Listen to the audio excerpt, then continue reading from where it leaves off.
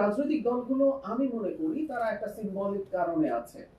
কারণ হচ্ছে নিষিদ্ধ ঘোষিত দল, নিষিদ্ধ ঘোষিত আসলে কথাটা ঠিক না। আমরা টেকনিক্যালি যদি বলি, নাম যদি এভাবে বলি আওয়ামী লীগ দলটা নিষিদ্ধ হবে কি হবে না নিষিদ্ধ ক্লিয়ার করে রাখা দরকার। সেটা নির্ধারিত হবে আদালতে, আইসিটিতে।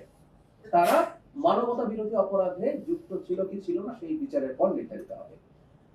যেটা হয়েছে ওই পর্যন্ত যেহেতু তারা বিচারাধীন থাকবে সেই পর্যন্ত তাদের কর্মকাণ্ড নিষিদ্ধ থাকবে সন্ত্রাস দমন আইন 2009 এর অধীনে। তো তারা কর্মসূচি নিষিদ্ধ।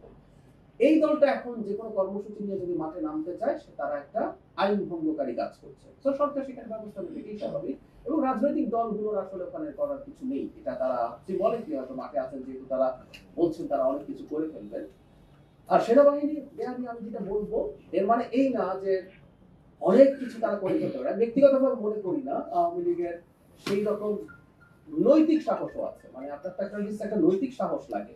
আর একটা কথা বলি না, চোরের মায়ের বড় গলা। মানে আওয়ামী লীগের বড় গলা হতে মানে আমাদের সবার মেমোরি শেষ হয়ে যেতে হবে। আমরা সবার ডিমেনশিয়া হবে, তারপর কোনোদিন আওয়ামী লীগ আমাদের সঙ্গে বড় গলা করে কথা বলতে পারবে, এর আগে আমার মনে হয় না। সো তাদের নৈতিক সাহস নেই। নৈতিক সাহস যদি না থাকে, কিছু লুটপাটকারী মাফিয়া চোর বাটপারের আসলে খুব বেশি নৈতিক সাহস থাকে না। আমি একটু পেছনে যাই, একটু অপ্রাসঙ্গিক হলেও বলি, জুলাইয়ে এরকম বন্দুকের সামনে মানুষ দাঁড়াতে পেরেছিল কারণ তার নৈতিক সাহসটা ছিল।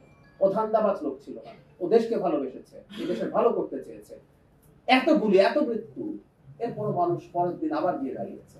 তো তাদের দিয়ে আসলে তেমন কিছু হওয়ার কোনো কারণ নাই। তারপর সরকারের থেকে যেটা করা উচিত, যে কয়টা জেলায় তার মনে হয়েছে যে ঝুঁকি কিছুটা হলেও বেশি, কারণ কিছু খুব ছোটখাটো নাশকতার সক্ষমতা হয়তো আছে, আর তাদের প্রচুর টাকা আছে, সেটা খরচ করে হঠাৎ করে কোনো নাশকতা করে কিনা, সেই জন্য যে জায়গায় ঝুঁকি বেশি মনে হয়েছে সেখানে সেনাবাহিনী রাখা হয়েছে জনগণের নিরাপত্তার স্বার্থে। এর মানে এই না যে সরকার মনে করে আওয়ামী লীগ অনেক কিছু করতে পারবে, আমি সেটা বলি। এইটা নিয়ে একটু একটু বলে নেই, যদি পারেন তাহলে ভালো হয়। যে এটা বলা, যেটা আমার ব্যক্তিগত মত, আমি ব্যক্তিগত অনেক সময় ব্যক্তিগত কথা বলেছি, তো তাই আজকে রাষ্ট্রের জায়গা থেকে হলেও আমি একটু ব্যক্তিগত ভাবে বলি। খেয়াল করবেন 2-3 দিন আগে আমাদের মাননীয় স্বরাষ্ট্রমন্ত্রী একটা মন্তব্য করেছে যে আওয়ামী লীগ একটা রাজনৈতিক দল, এটা একটা মাফিয়া দল। এই কথাটা আমি বহু বছর ধরে বলছি, এই কথাটা আমি বহু বছর থেকে বলছি, এটা আবারও বলছি, মাই পার্সোনাল অপিনিয়ন। আমার এটা আবার ঠিক হবে কিনা, বা রাষ্ট্র যদি চায়, রাষ্ট্র তো একটা পক্ষ আইসিটিতে, তাই না? রাষ্ট্র যদি চায়, যিনি বিচার করছেন উনি রাষ্ট্রের কথা শুনতে হবে, নট নেসেসারিলি। উচ্চ আদালতে অসংখ্য মামলা হয় রাষ্ট্রের বিরুদ্ধে এবং রাষ্ট্র হেরে যায়। যে আলাপটা আমরা করছিলাম, যে সেটা হলো রাজনৈতিক দল থাকবে কি থাকবে না, একটা গণতান্ত্রিক পরিস্থিতিতে, গণতান্ত্রিক মানে পেরিমিটারের মধ্যে একটা দলকে গণতান্ত্রিক হতে হয়। এই কারণেই দেখবেন অনেক দল নিষিদ্ধ হয়। জার্মানিতে একটা দল, আমি অনেক সময় তুলনা দেয়, 20% ভোট তারা পেয়েছেন, সিট পেয়েছেন, কিন্তু সেই দলটা থাকবে কি থাকবে না এটা নিয়ে কিন্তু আলাপ আলোচনা হচ্ছে, মামলা হচ্ছে। কারণ সে গণতান্ত্রিক যে সেটা নর্মস মানছে, দ্যাট ম্যাটার্স। সমর্থন, অনেকে বলেন আওয়ামী লীগের এত সমর্থন আছে। ধরলাম বাংলাদেশে আওয়ামী লীগের সমর্থন করছে 50% মানুষ, বা অন্য কেউ, ধরো আমরা কতগুলো এক্সট্রিমিস্ট, এক ধরনের উগ্রবাদী ধর্মীয় দল আছে, ধরে নিলাম এই দেশের 50% মানুষ, 40% মানুষ তাকে সমর্থন করে, আমরা কি তাকে অপারেট করতে দেব? উত্তর হচ্ছে না, কারণ আমার গণতান্ত্রিক ব্যবস্থার একটা লিস্ট আছে, এই চেক লিস্ট ফলো করতে হবে। এই চেক লিস্টে আসলে এখন দেখা হবে আওয়ামী লীগ সম্পর্কে অবস্থান হচ্ছে এটা, তার চেক লিস্টটা দেখা হবে যে জুলাইয়ে যে ক্রাইম এগেইনস্ট হিউম্যানিটি হয়েছে, মানবতা বিরোধী অপরাধ হয়েছে, তাতে সে দল হিসেবে জড়িত ছিল কিনা।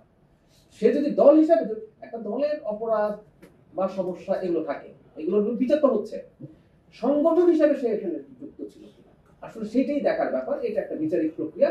যদি সেটা হয়, তার সমর্থন কেমন থাকুক আর যাই হোক, এটা নিষিদ্ধ করার সিদ্ধান্ত হয়তো আদালতে, মানে হয়তো বলছি কারণ এটা আদালতের জুরিসডিকশন, আমাদের কিছু করার নেই। তো এই প্রসেসটা আমরা মেনে নেব। আবার এটাও বলে রাখি, যখন আমরা আদালতে যাই আমরা প্রস্তুত থাকি যে আমি যা মনে করি সেটা ভুল প্রমাণিত হলো, রায় আমার বিপক্ষে গেল, এবং একটা সভ্য দেশে সেই রায় মেনে নিতে হয় সবাইকে, এবং আমরা সেটা করি। আমি আবারও বলছি, দল নিষিদ্ধ হতে পারে কিনা এটার জন্য আইসিটিতে মামলা হবে, মানে কন্টিনিউ করবে, তো ওইটা হবে। কার্যক্রম নিষিদ্ধ আছে কেন, যতদিন পর্যন্ত এটা সুরাহা না হয়। একটা কথা খেয়াল করি, আমরা যখন কোর্টে যাই, দুটো পক্ষ থাকি এবং দুই পক্ষই ভিন্ন মত পোষণ করি, তাই না? আমরা একজনের সাথে আলাদা মত পোষণ করি, শেষ পর্যন্ত কোর্ট ডিসাইড করে। তো আমাদের সমাজে এই আলোচনা আছে, আওয়ামী লীগ নিষিদ্ধ হওয়া উচিত, তার পক্ষে যুক্তি এটা। আমাদের সমাজে আবার এই মত আছে যে আওয়ামী লীগ নিষিদ্ধ হওয়া উচিত না, তার পক্ষে যুক্তি এটা। সেই জিনিসগুলোই আসলে ফাইনালি একটা স্টেজে জুডিশিয়ারি থাকে, সেই ডিসাইড করে। তো আমরা সেটার জন্য অপেক্ষা